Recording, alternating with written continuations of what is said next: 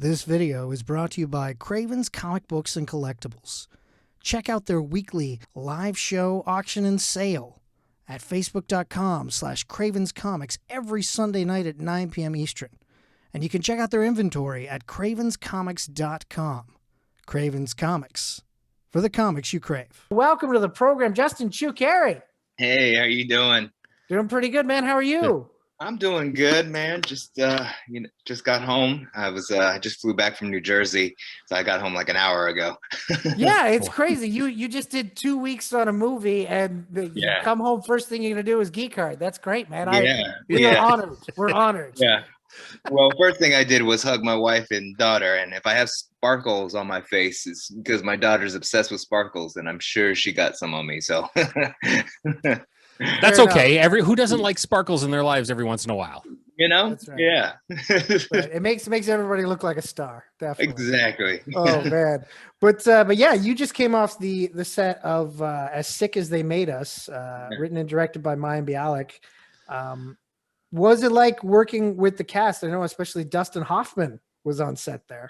Man, I mean, it was a dream I never thought would happen. I mean, especially since Dustin's kind of in the later years of his career, and I wasn't even sure if he was still working. He hasn't shot a film in a while. So when I got that call, I was over the moon. It's like one of those things like, oh, is that happening? All right. But I mean, it was great, man. I mean, Dustin, he's everything you would hope he would be, one of those stars that live up to kind of like the idea of who you think he is. And I mean, he's just the sweetest guy, and serious about the work, even all these years later, he was still like right in it, which was just so wonderful and inspiring to see. And then Mayim, this is her first, this is her directorial debut. So, but she was wonderful in guiding us and to what she wanted and the kind of performances she wanted to see. So it was great. And Diana, who's the lead of the film, she was wonderful to work with. You mentioned that this is Mayim's first directorial debut for a film. As a director, like you and an actor, you working with a director who has so much experience as an actor, was that like a quick conversation when you're talking about moments during the film and you're asking questions and she's telling you instructions? Yeah, I mean, it's funny. I think what I noticed is it's almost like she just had a shorthand. She knew exactly what to say to us to get us to where we needed to be. You know what I mean? And she knew exactly the kind of performance she was looking for. Sometimes I feel like directors aren't sure what they want, and and then you kind of have to find it. But with Mayim, it was just like, I know exactly what I want. And then when she find it, she's like, that's it. And then we'd move on, so it was, it moved faster, I found, working with her with all the acting experience. And there was actually like a lot of FaceTime scenes where you would be on FaceTime with another actor and she would read out the lines and she would be so funny and be like, oh, right, forgot you're an amazing, funny actress too. Yeah, imagine that, somebody doing it most of their life. Totally, man. It's better than like, it's like, and now you are supposed to talk to me about what, like you get somebody who's actually emoting that's, totally. That's always a plus, man. That's great, man. That's awesome. No offense to first ADs and script assistants and all that stuff. Yeah. No offense to them. I'm just, But when it comes to emoting, man, the amount of dark and depressing emotions that you guys have to go through when shooting Black Summer. And this time, it's like the first season we loved because it was like watching it was like a rock and roll video. It was just moving so fast. And then this season, it kind of slows down a bit because now you've got the added winter to it. Yeah. And so it's heavier and it's darker and it's meaner. And you guys are just in the shit. And Spears, he has like two of like the most like really dark episodes in the entire season. Like, let's talk about White Horse. Yeah. Kind of played like a two-person play. It was just you and another actor out in the woods. What was it like shooting that? Oh man, I mean, where to begin? I mean, that was an experience of a lifetime. I don't know if I'll ever get to do that again, like where it's just like you and one other guy for almost an hour, and the other guy, Bashir Sylvain, he's in real life one of my closest friends. Nice. Yeah, so we met in an acting class like over a decade ago, and we've done scenes together in class, and we've done a 3-man show that we actually won an NAACP award for. And so it was actually when I got the script, I mean, it was such an amazing read, like I wish I don't know if it'll get leaked online or something, but I mean the writing of it was beautiful, and just the descriptive language. And so my showrunner called me after I read it, and he was just like, "What do you think?" I was like, "It's amazing." He was like, "Anybody who would want to play this?" And I was like, and actually, as I was reading it, I was thinking that my boy Bashir, I was like, man, he would kill this role. I hope he gets the opportunity to read for it. And so I threw out his name, and they got him the audition. He read, and then like a few days later, my showrunner was just like, "Dude, not just because he's your friend, he was easily my favorite," and sent him to Netflix. Netflix loved him, and boom. So here we are, like on set, two close friends. I mean, it was a very full circle moment for us. So that's kind of like the backstory of the personal connection to it, but the actual shooting of it, it was fun, but it was difficult. Those were some difficult scenes, both emotionally, but then also like actually physically. I mean, we were in the mountains of Calgary. It was like 7 degrees, 5 degrees. And then just for shits and giggles, my showrunner wanted to throw in rain, so we shot that rain scene for 2 nights through the night, starting at 10 p.m., shooting till 6 a.m., just pouring rain on us. And he promised it would be warm, but it was not warm. It was ice cold. It started as warm when they got it there, but by the time they had it on you, yeah. And we were literally in between takes, just shivering and trying to keep warm. But it was a wonderful experience though. Like, I mean, we knew, sometimes you have those moments where you're like, I need to remember this or pay attention, because this is something special. So we were just taking it all in as it was happening. Yeah, well, I can tell you, it's sitting back and watching it is just like, wow. It's just because like Andrew said at the beginning, for Black Summer, it is such a fast-paced show 98% of the time, I'd say. And then you get to this episode and it slows it down. There is some stuff going on, but it is much slower paced. Yeah, obviously so. And then like for you guys to do what you have to do, like you said, like for that hour, which I'm sure, as we all know, in movie land, it's not an hour. It's not an hour of your life by any stretch. No. So I can only imagine how difficult that can be, like as you mentioned with the weather and everything and the rain, but just getting to play that out. And then as you mentioned with, Bashir being your friend, like it emotionally, I got to imagine an episode like this is just like draining on you as an actor. Like it's fun and exciting, I got to imagine, but also because of all the emotions you guys are going through and all, all the layers of what you're performing. It's like Green said there, talking about hours of life. I'm thinking this performance would have taken years off your life because it's like some heavy stuff. Yeah. No, I mean, it was, I mean, it was definitely difficult. I mean, that's why you do all the training so that you can find your way back to those places. I mean, music is a big thing for me. Music has such an emotional response for everybody, and you find the right song and can just drop you right into the place. But the cool thing was that our director, the campfire scene, it eventually is like 4 or 5 different angles, I think, but every take he just let us do the entire scene like a play. I mean, which is probably like a 7-8 minute long, 9 minute long scene, and usually they'll cut that up into pieces, so you'll shoot like 1 or 2 minutes and then you'll shoot another 1 or 2 minutes, but he just let that play like from the master shot and our mediums and our close-ups. Every take he just let us do the whole thing, which which helped a lot with the emotional arc. And I think that's probably why he did it, just because it helps, there's such a beginning, middle, and end, particularly in that scene.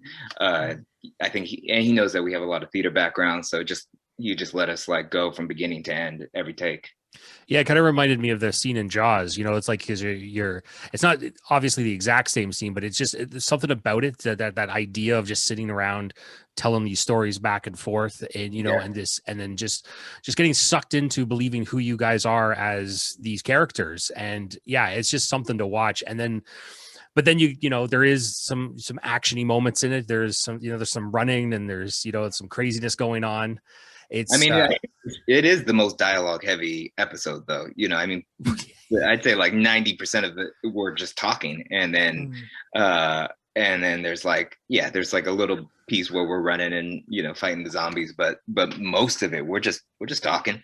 Totally. You guys do all the lines for the whole season. That's it. Like everybody else has got like 2-3 words. That's it. You guys carried it all this year. I was joking. I was joking with Bashir. I was just like, this is a guest star, but I was like, but you have more lines than anybody else, especially since he's such a talker. I was like, you speak more than some of the series regulars for 2 seasons.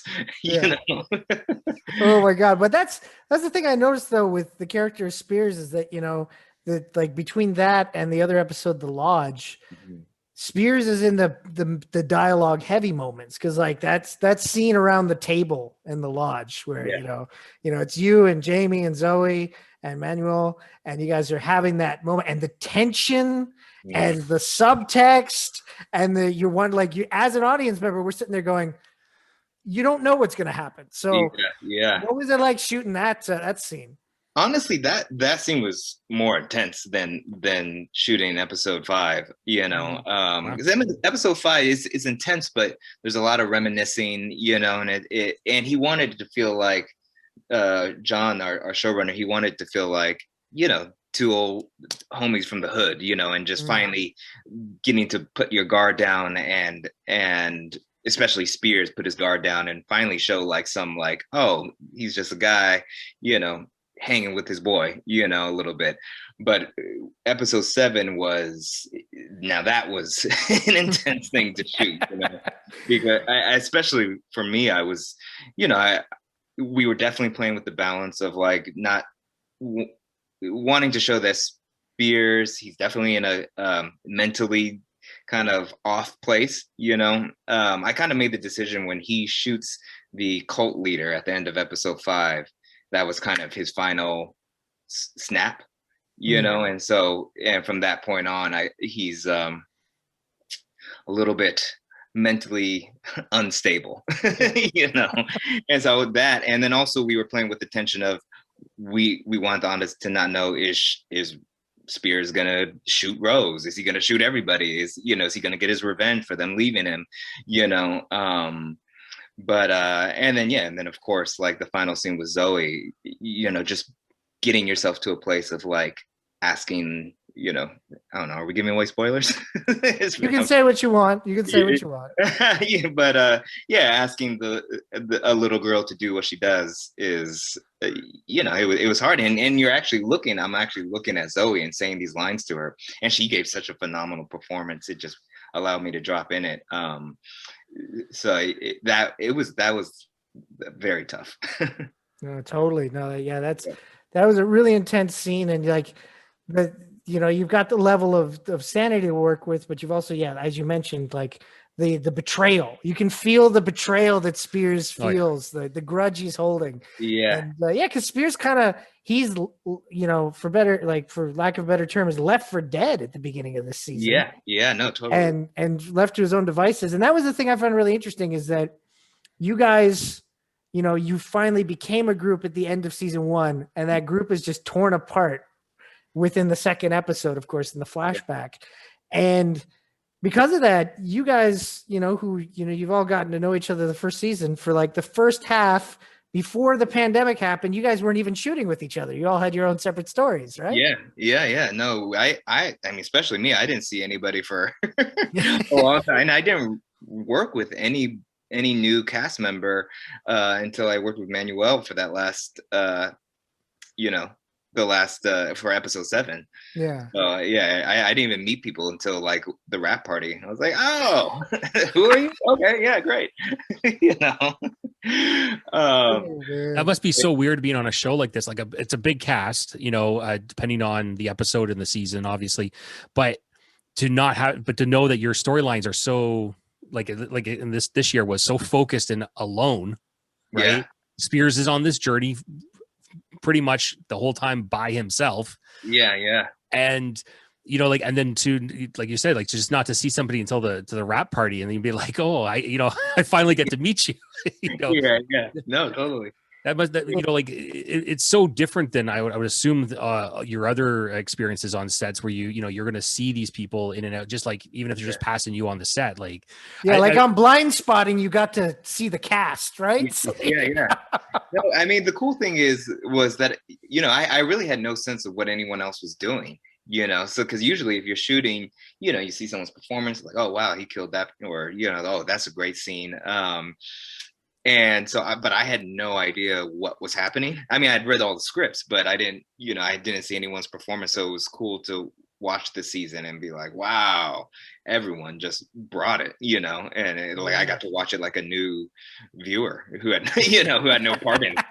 You know? that is pretty awesome. That is definitely an experience that you don't usually get to have. So that's very cool, man. Yeah. Oh man. But I gotta ask, because like in one of the first scenes we see Spears in this season, his hands are kind of cold, and he needs to find some gloves, and he happens to take them off a zombie. If you were in that situation, like how cold would your hands have to be to take the gloves off of a dead, decaying monster? I mean, look, I'll tell you what, that wasn't even acting, man. That was because that was before we shot that scene before we got shut down for the pandemic. So that was, I guess, February, I want to say, March. I can't quite remember, but March in Calgary is like -10, you know.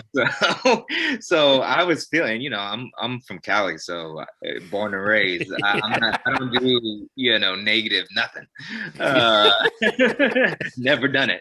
And so, you know, I was, you know, that was really a thing. In fact, we had him wearing some other gloves. We had him wearing like kind of cut off fingers, and I told the director, I was just like, but why would he go for some cut off fingers? Like, you know, like I feel like if he's gonna go for that, his hands better get warm after, you know, after he, you know, goes up to a zombie. So they switched the gloves or whatever. But yeah, I'd have to be about as cold as I actually was to go get those gloves. Well, you know, and that brings up a point I wanted to ask you about. Do you think now, like after having gone through the experience of Black Summer, how do you think you would fare in a apocalypse type event? Like, you know, like this, do you think you could live up to Spears's situation, or, you know, would you just, you know, be more of a, you know, like, let's try and get along, and, you know, and hopefully we all live and survive through this? Yeah, I'm a more let's get along. I mean, Spears is a lot more cold-blooded than I am. You know? Like, yeah, he's a little bit more willing to, I don't know, kill people. So, you know, so I think I'd be a more let's try to come together as a community and work through this. That's what every time I watch something like that, I'm always just thinking, it's like, why is everybody killing everybody? Like, I get it's the end of the world, but it's counterproductive, you know. It's like, yeah, especially in that scenario, you kill somebody, they're coming back. So well, I'm glad to hear that you're more of a not kill person. That's good. That's good. That is good. That is good. Yeah. Well, it's like Bashir's character says, you know, like, you know, have you eaten people? Not for fun. Have you? Talking about the pleasure. That was an improvised line. Oh yeah, nice. Yeah, but you know, he's hilarious in real life, and so he threw that in there, and the director was like, "Yes." That's awesome, man. That's really good. But you know what? I think that's a fair question to ask of anybody during an apocalypse. Yeah. You know? Do you eat people? Yeah, no, that's a fair question, and I'm not rolling with you if you have. Yeah, right. That's right. That's As soon right, as yeah. that came out, I was just like, yeah, okay. And it was like Spears is like, yeah, all right. And I just what I loved about it, because it was like the one thing of all the the shitty things that people do to each other in this universe. You know, we're just not going to eat other people. That's everybody's got to have a line. That's it. You know, and I love that part too, because that is a line. You know what I mean? Yeah. Like, and if that scenario were ever to take place, I mean, that's just like you've just taken it to a next step. You know, and I mean, that's really the only thing that's, you know, drawing the line between zombies and people, right? Like that's the only thing we got left between the two things, right? Totally, yeah, man. No, well, Justin, it's been great talking with you, man, and really enjoyed your performance in Black Summer. Thank you. And haven't had a chance yet to check out Blind Spotting, but 3 episodes are out now on Stars. People should check it out. And season 2 of Black Summer is available on Netflix. And looking forward to seeing you in As Sick as They Made Us. Yes. All very exciting. All right. Well, you have yourself a great night, man. And you as well. Talk to you again. Okay. Thank you. All right.